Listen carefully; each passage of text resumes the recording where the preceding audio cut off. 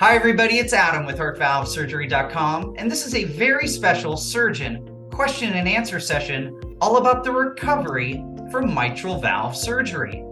I am thrilled to be joined by Dr. Dominic Emerson, who is a leading robotic mitral valve repair surgeon from Cedars-Sinai Medical Center in Los Angeles, California. Dr. Emerson, it is great to see you, and thanks so much for being with us today. Thanks so much for having me, Adam. It's really great to talk with you about all this and to connect with the entire community at HeartValveSurgery.com. Yeah, Dr. Emerson, we're talking about the recovery from mitral valve surgery. And one of the big questions that patients have is what happens immediately after the operation? Right after surgery, you're going to go to an intensive care unit. And that's just a higher level of care that people get right after heart surgery. In most patients, that breathing tube will be in, and they're going to be watched very closely in the ICU. But that period with the breathing tube in, they're going to be asleep. They're not going to be aware of that. The tube usually comes out about the first evening after surgery, or if not the first day after. And then during those first 24 hours, we're just watching, making sure the heart's happy. The goal will be to get the patient up and moving pretty quickly, out of bed, walking, even the first postoperative day. Time in the ICU is usually about a day to 2 days in total, but again, can vary a little bit. And then after that, it's to what we call the floor, the ward, the regular hospital room that you may be used to. And people are there for another 4 or so days. Dr. Emerson, let's dive a little deeper as to what happens on the floor. If you're a patient, what can you expect prior to discharge? While in the regular hospital room, on the floor rooms, we're continuing to monitor patients very closely, as we do with anybody after heart surgery. The emphasis at this point is really on recovery and getting people back on their feet. And that includes literally getting on your feet and walking around, but also doing normal things like making sure you're eating okay, making sure your pain is well controlled, which is really important after any operation. We will do things to encourage you to be active in deep breathing with a device called an incentive spirometer, which just encourages you to take deep breaths. General idea of the floor is to kind of get you back to a little bit of normalcy while you're still in the hospital. Dr. Emerson, a big question that patients have is, when can I see my friends and family when I'm recovering in the hospital? So family visitation, we think, is extremely important to the recovery of any patient. And at Cedars, we really encourage patients' families to see them while they're here. The family can come and visit patients in the ICU and the floor as well. Visiting hours change a little bit depending on the care location, but in the ICU, it's more around the clock visitation because patients are being watched a little closer at that point. And then on the floor, it's more generally business hour kind of visitation. Dr. Emerson, I'm real curious, and I'm sure patients are too. How do you know when it's time for a patient to be discharged? Everything that occurs during heart surgery, from testing all the way through your discharge, is the primary goal is safety.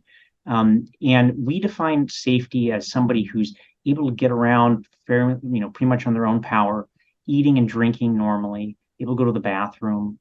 Pain is controlled, but not with IV medication, through pills and that sort of thing. And that they have a good place and a good support system that they're going to go to. Dr. Emerson, another big question from patients is all about getting back to normal.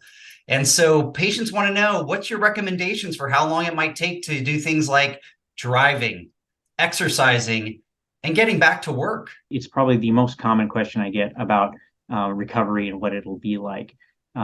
In general, we still try to keep the focus on safety. And so whatever's going to be safe is where we kind of limit you. And that means that we don't want people doing any heavy lifting for about a month after they leave the hospital. That means anything greater than 10 pounds.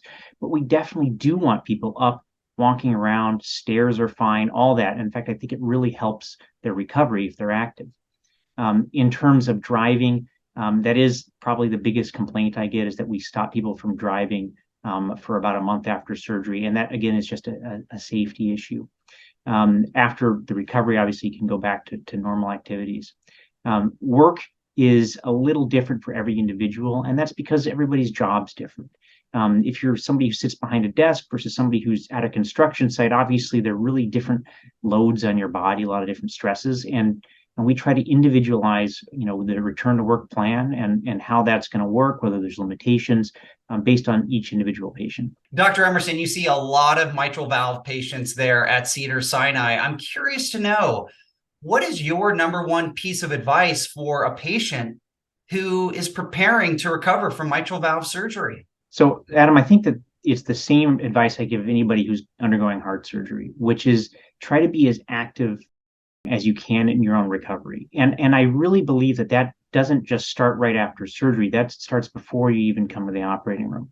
I always tell people the stronger you are coming in, the stronger you're going to be going out, meaning be active prior to the OR, get around as much as you can. And then when you get home, stay active, keep walking around, try to get back to normalcy as quickly as you can with those same restrictions that we talked about. And I think that really ensures the best chance of success. Dr. Emerson, that is fantastic advice. And on behalf of all the patients at HeartValveSurgery.com, patients all over the world, thanks so much for taking time away from your very busy practice at Cedars-Sinai in Los Angeles and being with us today. Thank you, Adam. I really appreciate you taking the time to highlight these factors within mitral valve surgery. I think that it's fantastic that I get to share with you and with all the patients that you have on HeartValveSurgery.com. And again, thank you for doing this.